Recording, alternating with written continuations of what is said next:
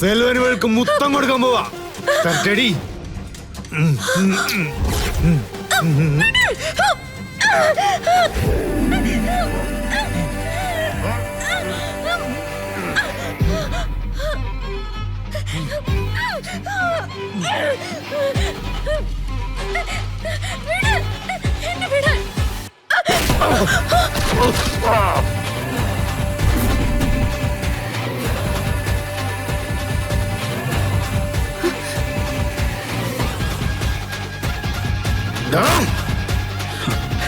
മതിയായില്ല നിനക്ക്.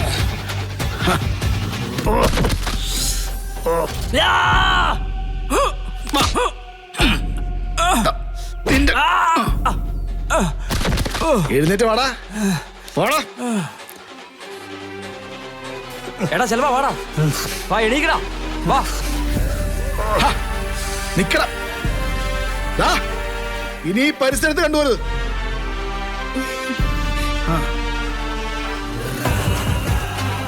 എന്തു പറ്റിയടാ നിങ്ങൾക്കൊക്കെ? ഇത് ചങ്ങാതി കടവല്ലേ, നമ്മുടെ മണ്ണല്ലേ. ഇവിടെ ഒരു പെങ്കൊച്ചിന് നേരെ ഒരുത്തൻ അപമാനിയായിട്ട് പെരുമാറിയ ചോദിക്കാനും പറയാനും ആരുമില്ലേ?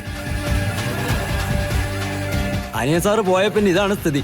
ഇവര് മാത്രല്ല സാറേ, വേറെയും ചില ആൾക്കാരുണ്ട്. തടുക്കാനൊക്കെ ഞങ്ങൾ നോക്കിയതാ, പക്ഷേ പോലീസുകാരൊക്കെ അവർക്ക് കൂട്ടാണ് സാറേ. ഈ മണ്ണിനൊരു സത്യമുണ്ട്. അത് പാലിക്കാത്ത ഏത് ഗുണ്ടകളാണെങ്കിലും ശരി, പോലീസുകാരാണെങ്കിലും ശരി, തെരുവിലിട്ട് തല്ലണം. ഇനി ഒരുത്തൻ ഈ ചങ്ങാതിക്കടവിലെ ഒരു പെൺകുട്ടിയുടെ ദേഹത്ത് തൊട്ട അവരെ തീർത്തിട്ടായിരിക്കും ഞാൻ അടുത്ത ജയിൽവാസത്തിന് പോന്നെ.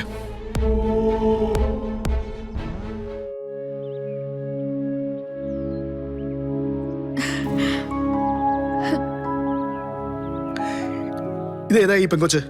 ഇവരിവിടെ പുതിയതായിട്ട് വന്നാ സാറേ. 2-3 ദിവസമായുള്ളൂ. ആ കൊച്ചു ഇന്ന് മുതൽ ലോട്ടറി വിൽക്കാൻ ഇറങ്ങിയതാ.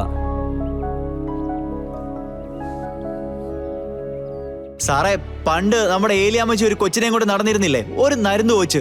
അതാ ഇവള്, നമ്മുടെ മോളിക്കുട്ടി. ഓർമ്മയുണ്ട്. ഏലിയാമ്മച്ചിയോടുകൂടെ പിണങ്ങിയിട്ട് ഒരു ദിവസം ഇവള് പാലത്തിനടി പോയി ഒളിച്ചിരുന്നു. അവിടുന്ന് നിന്നെ പിടിച്ചോണ്ട് വന്നത് ഞാനാ. ഓർമ്മയുണ്ടോ?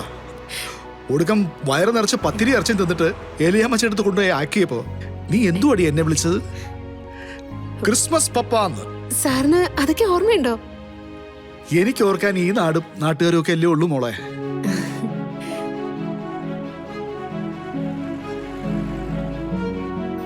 എന്താ മോളുടെ പേര്? കൃഷ്ണ. അവള് രാഹുകാലം കഴിഞ്ഞിട്ട് ആദ്യത്തെ ടിക്കറ്റ് വിൽക്കാൻ വേണ്ടി കാത്തു നിന്നതാ സാറേ. എന്നാ പിന്നെ രാഹുകാലം കഴിഞ്ഞല്ലോ, ഐശ്വര്യമായിട്ട് എനിക്കൊരു ടിക്കറ്റ് ഇതാ. അയ്യോ, എടുത്തു കൊടുക്കുവച്ചേ.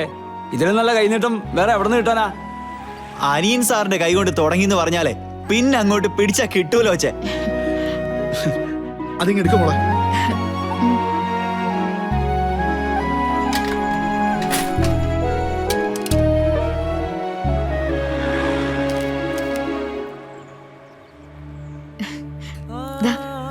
മൂർത്തി,